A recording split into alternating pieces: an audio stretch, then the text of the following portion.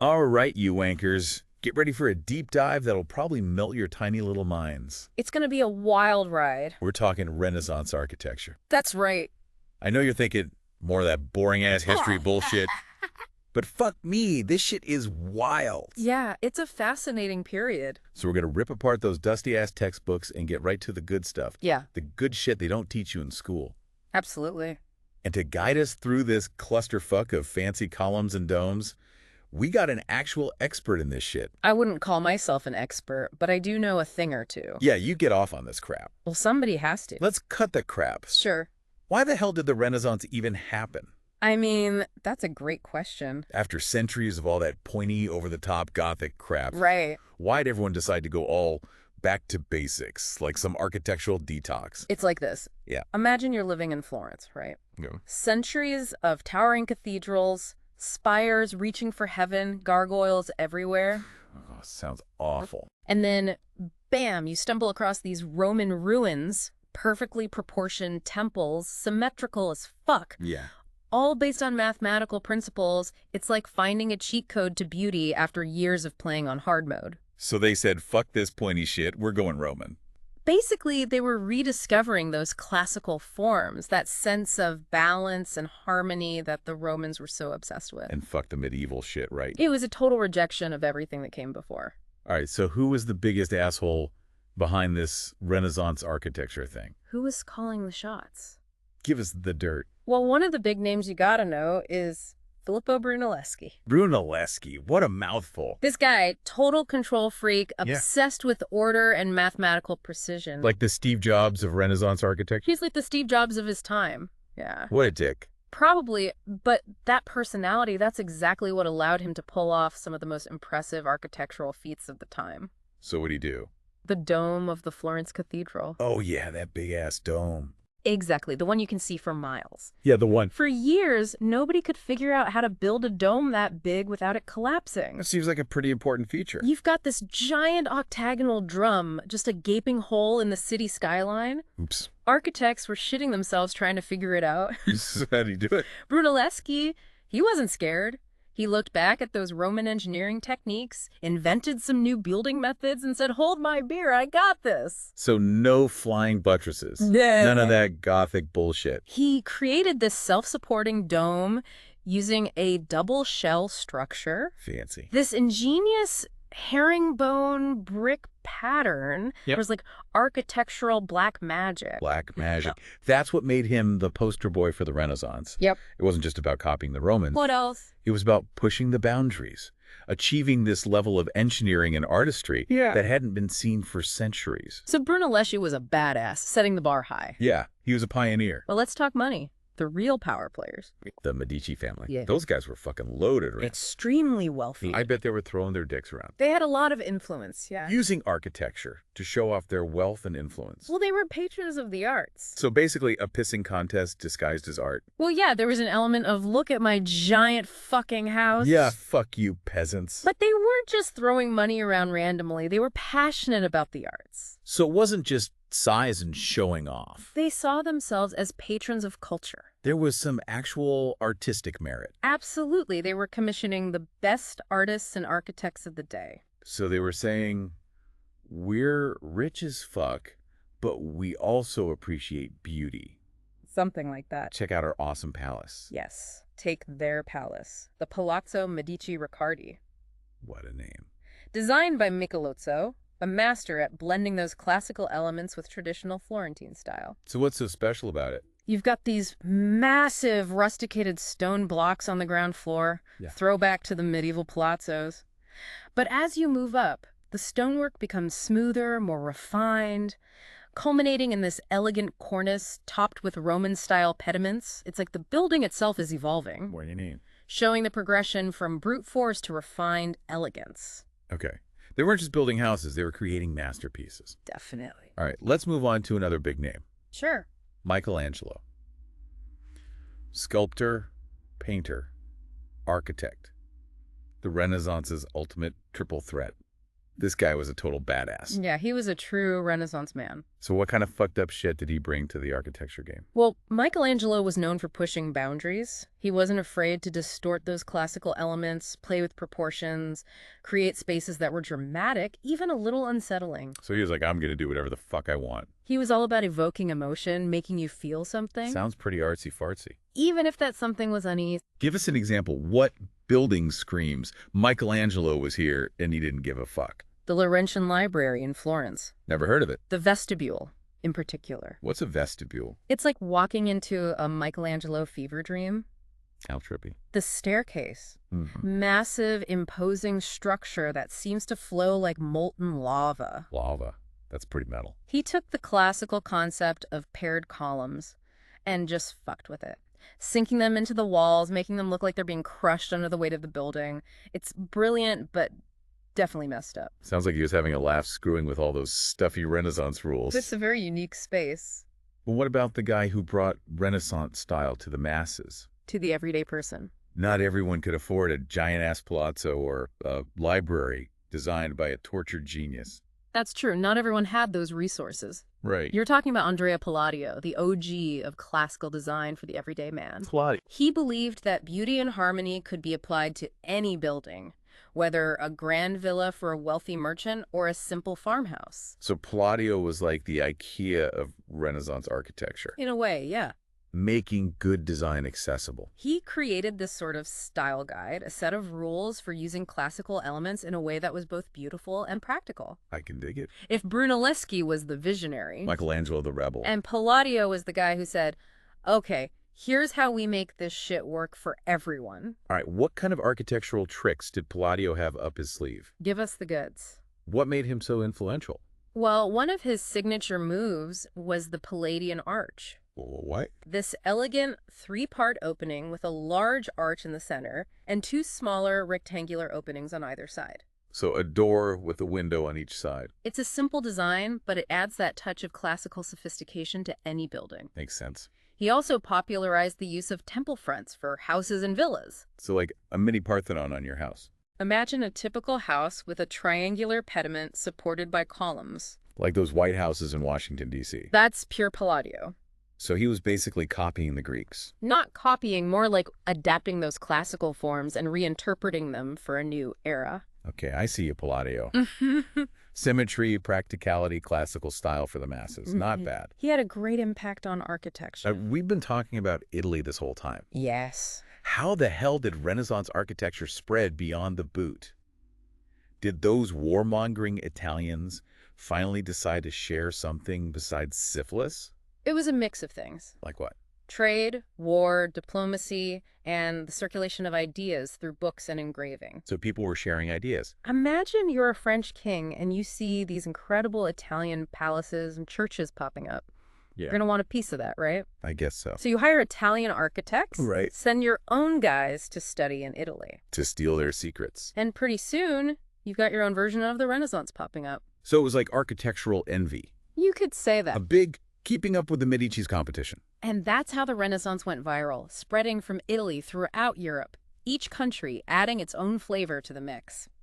But we'll save that story for part 2 of our architectural odyssey. All right, you beautiful bastards. That's it for part 1 of our deep dive into Renaissance architecture. Lots more to come. We've covered a lot of ground, from Brunelleschi's dome-building balls of steel to the Medici's penchant for architectural dick-swinging. It's a complex and fascinating history. And don't forget Palladio, the guy who brought classical design to the masses. The true innovator. Stay tuned for part 2, where we'll explore how this architectural craze spread like wildfire across Europe. Should be fun. Until then, keep it classy, motherfuckers. All right, you degenerates, welcome back to this Renaissance shit show. Last time we left off with those stylish-ass Italians spreading their architectural gospel. Spreading their influence, you could say. So how did the rest of Europe try and keep up with the Joneses? Or should I say the Medicis? Well, imagine you're a king in France. Okay, I'm a king. You see these photos of Italian palaces. All symmetrical and shit? With fancy columns and domes. Stuck in this drafty-ass castle. Feeling like a peasant. So what do? You say, fuck this, I want a Renaissance makeover too. So they just ripped off the Italians. Not exactly. They took the basic principles, the symmetry, the classical elements, the grandeur, Right. And then they added their own French twist. What kind of twist? They went full-on fairy tale castle mode. Fairy tale castle mode. Yeah. Give us an example. What building screams French Renaissance louder than a mime having a seizure? The Château de Chambord? Shampoo, what the fuck is that? This place is insane. It's got everything. A massive keep, round towers, conical roofs, intricate windows. Sounds pretty extra. And the skyline looks like a goddamn wedding cake. The wedding cake? But you can see those Italian influences. In the symmetry, the classical orders, the details. But it's still French with that over-the-top ornamentation, that whimsical grandeur. Sounds like those Frenchies were compensating for something. But what about those Brits? They definitely tried, but they were late to the party. As usual. Still clinging to their beloved Gothic, all those pointy arches and whimsical details, but eventually even they couldn't resist. The allure of the Renaissance. Exactly. So who dragged those English bastards kicking and screaming into the Renaissance? A guy named Inigo Jones. Bit of a rebel he was. Traveled to Italy, fell head over heels for Palladio, came back with a mission. Sounds like a love story. Inject some classical order into that English chaos. So what'd he do? Build a bunch of mini pantheons? He brought Palladio's ideas to English soil. Like what? The Queen's House in Greenwich. Never been. One of the first truly Palladian buildings in England. Clean lines, symmetrical facade, restrained elegance. Sounds boring. It's a far cry from those rambling Tudor palaces. And then there's the Banqueting House in Whitehall. Masterpiece of Palladian classicism. Okay. Imposing facade, harmonious proportions. So Jonesy is basically saying, enough with the medieval crap, Brits. Time to get classy. He was a pioneer of English Palladianism. So the French went full-on fairy tale castle. Yeah, right. English kept it simple and elegant, just like their food. I suppose you could say that. What about the Germans? Did they just slap some Renaissance details on their beer halls? Not quite. They loved the practicality and order, so they were drawn to the Italian Renaissance, but they also had their own traditions, so they ended up with a unique blend. A blend of what? Italian and German styles. So what's that look like? A bunch of square buildings with pointy roofs? Imagine a castle that's part medieval fortress, part Italian palazzo. A Frankencastle. That's Heidelberg Castle, this sprawling complex on a hilltop overlooking the river. Towers and turrets, courtyards and gardens, all blended together. Sounds like a mess. You can see the Italian influence in the facades, the classical orders, the details. But it's still German. Steep roofs, half-timbered walls, a sense of rugged grandeur. So Germans were all about mixing and matching, just like their sausages. They did have a unique approach. All right, we've covered France, England, Germany. What about the rest of those backward-ass countries? Did the Renaissance even reach those godforsaken corners? Oh, it spread like a virus. A virus. Infecting even the most remote parts of Europe.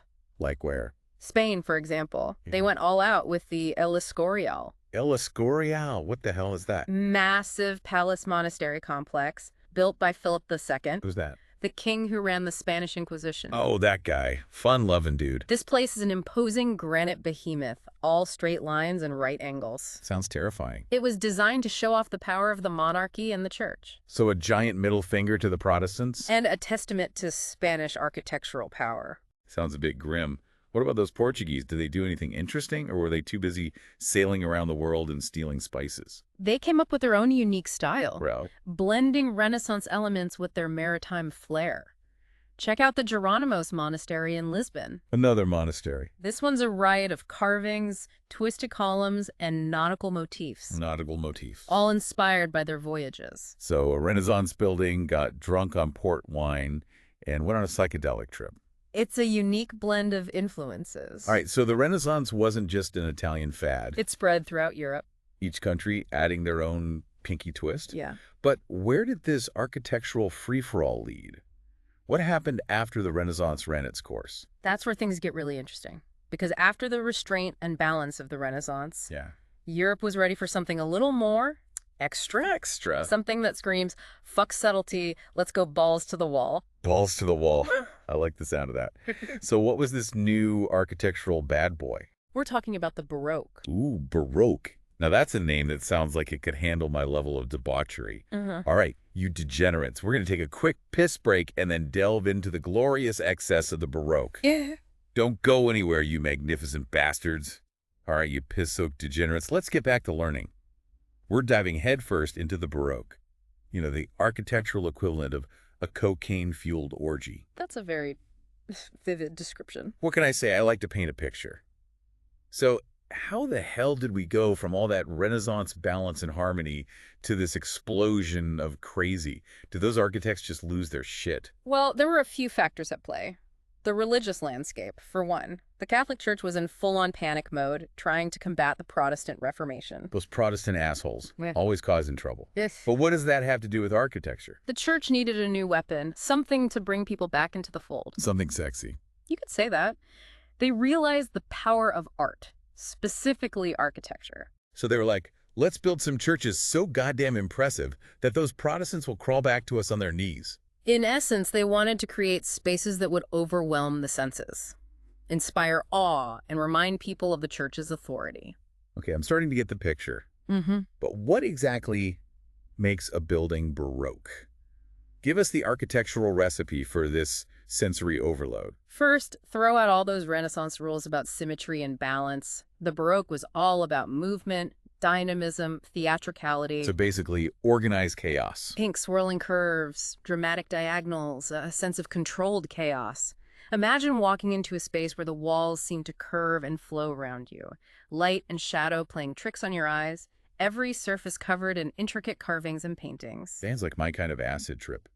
Hit me with some examples. What buildings scream Baroque louder than a nun on a bender? Well, one of the most iconic examples is the Church of the Gesù in Rome, Mother Church of the Jesuit Order. Those Jesuit bastards, always playing hardball. The facade is all dramatic curves and soaring lines, designed to draw you in. And inside, it's an explosion of light, color, and ornamentation.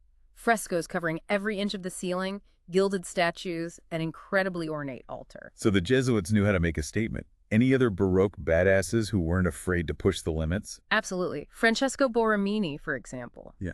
Master of spatial manipulation. He could bend walls and twist perspectives like a goddamn architectural Houdini. Sound like a wizard.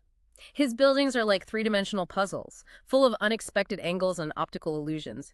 Take the Church of San Carlo alle Quattro Fontane in Rome. Another church. It's tiny, but Borromini makes it feel both intimate and expansive, using concave and convex surfaces, a masterpiece of compressed energy and spatial complexity. Borromini, you crazy son of a bitch. But what about the guys who designed palaces and grand public spaces? Then you're talking about architects like Gian Lorenzo Bernini, master of Baroque theatricality. Sounds right up my alley. Bernini was all about spectacle, evoking emotion and awe. His work in St. Peter's Square is a masterpiece of urban design. Sweeping colonnades, embracing the entire city. St. Peter's Square, the one with the giant obelisk. Didn't some Roman emperor steal that from Egypt? The very same. Bernini's design connected the power of ancient Rome with the authority of the church. Clever. The obelisk, once a symbol of pagan power, became a symbol of Christian triumph. A power move executed with architectural brilliance. Okay, I'm starting to understand why the Baroque was so damn effective. It's like an architectural seduction, overwhelming the senses, controlling the narrative. But did this Baroque madness stay confined to Italy? No. It spread like wildfire across the continent. Every king and prince wanted their own piece of the action. In France, you have the Palace of Versailles, the ultimate expression of Baroque extravagance. Versailles, where those incestuous French aristocrats used to party like it was 1699. Louis XIV, the Sun King, commissioned this sprawling palace complex to show off the power and grandeur of the French monarchy. Endless rooms dripping with gold leaf, gardens that stretch for miles, the Hall of Mirrors. A hall of mirrors. That's some next-level narcissism. So the French were all about royal bling. What about the rest of those European assholes? Do they all jump on the bandwagon? The Baroque became the international style of the 17th and 18th centuries. Exuberant churches and palaces in Austria and Germany, Spain, a more dramatic, mystical Baroque. And even in England, they couldn't resist. Really, those stuffy Brits embraced the Baroque. They went all out with St. Paul's Cathedral in London, designed by Christopher Wren after the Great Fire, a masterpiece of English Baroque with its iconic dome. St. Paul's, huh? Not bad. Looks like it could survive a nuclear blast. All Mm. right, let's wrap this shit up. We've gone from Renaissance balance to Baroque excess. What a ride. It's been a journey through architectural history. Architecture is more than just buildings, right? It reflects our history, our culture, our aspirations. Deep, man. All right, you magnificent bastards. That's it for our deep dive into Renaissance and Baroque architecture. Hope you learned something, or at least had a few laughs. Until next time, stay curious, stay thirsty, and keep exploring this fucked up, beautiful world. Peace out.